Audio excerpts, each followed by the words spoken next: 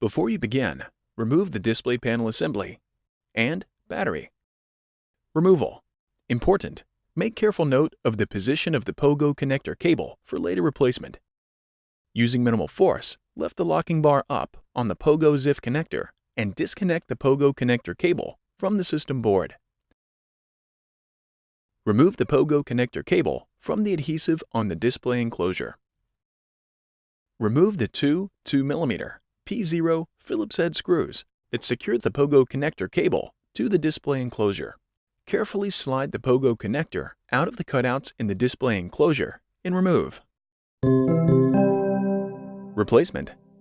Tow the Pogo connector cable into the cutouts in the display enclosure.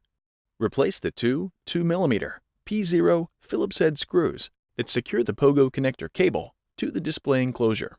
Insert the Pogo connector cable into the Pogo ZIF connector on the system board and press the locking bar down to lock the cable into place.